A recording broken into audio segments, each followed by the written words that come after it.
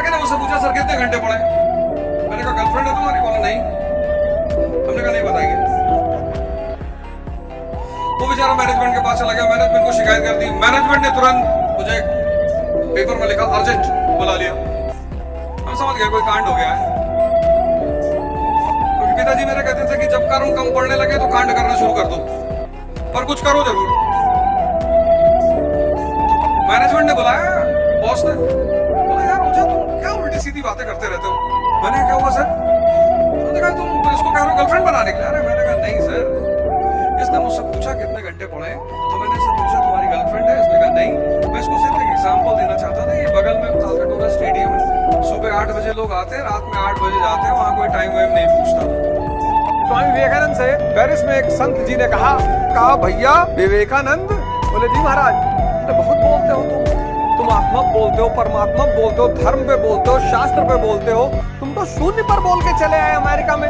बोले जी, बोले मैं अगर मुद्दा दे दूं तो नहीं बोल पाओगे। बोले साहब बताइए मुद्दा। बोले जूते पे बोलो। बोले साहब जूता अगर नया नया हो तो काटता है, यानी जूता काटता भी, 1 साल पुराना हो जाए तो चू चू की आवाज निकलती है, यानी जूता बोलता भी है। बहुत लोग समाज में ऐसे हैं जिनको आम भाषा नहीं समझ में आती, उनको जूते से समझाना पड़ता है, तो कहते हैं ये जूते का यार है, यानी जूता दोस्त भी है। जिसको मिर्गी आ जाए उसको जूता सुंघाते हैं, यानी जूता औषधि भी है। रामचंद्र जी जंगल जा रहे थे तो भरत को खड़ाऊ दे गए, और भरत ने सिंहासन पर खड़ाऊ रखकर 14 साल शासन किया।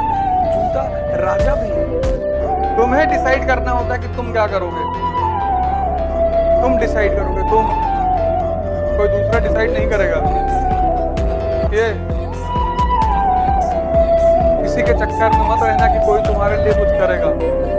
तुम जो कुछ करोगे अपने लिए, बस वही तुम्हें करना है। अपने बल पे लड़ो, अपनी ताकत पैदा करो, कोई टेंशन नहीं, कोई दिक्कत ही नहीं। तुम अपने को टाइम नहीं दे रहे हो,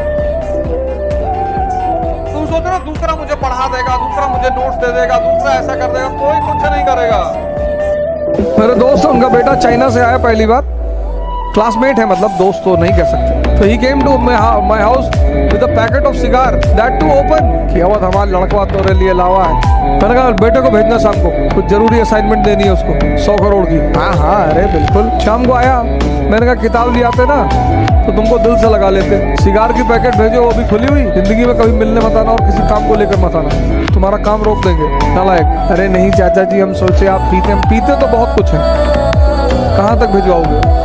ये हमें लगा आपको पसंद है, पसंद तो तुम्हारी मम्मी भी है हमको, क्या करोगे। ऐसे थोड़ी ही होता है, जितनी चीजें मुझे पसंद है सब ला के दे दोगे। दिमाग लगाओ, दिमाग।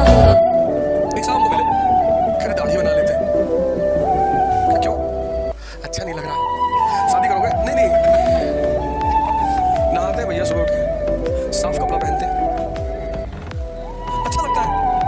हम अपने लिए जी रहे हैं, तुम्हारे लिए जी रहे हैं, तुम किसी की भी बात सुनते हो। हमने जब IAS की तैयारी शुरू की, कितना हंसते थे लोग मेरे ऊपर। अच्छा, उनका हंसना जायज भी था, हमें कुछ आता ही नहीं था, तो उनको लगता है कि तुम IAS बनोगे। हमने कहा कोशिश करने में क्या जाता है। एक हमारे सीनियर थे, वो तो इतना हंसे बेचारे, इतना हंसे कि उनका एक दोस्त था, वो उनको पकड़ के दूसरे कमरे में ले गया। पहली बार मुझे पता चला कि हंसी कितना कष्ट देती। तो मुझे द्रौपदी की याद आई। तुम्हें कोई गाली में कुछ भी बोले, लेकिन जब लोग तुम्हारे ऊपर हंसते हैं और तुम कोशिश करो कि लोग तुम्हारे ऊपर हंसे, मोटिवेशन की जरूरत ही नहीं पड़ेगी, क्योंकि हंसना आग पैदा करता है।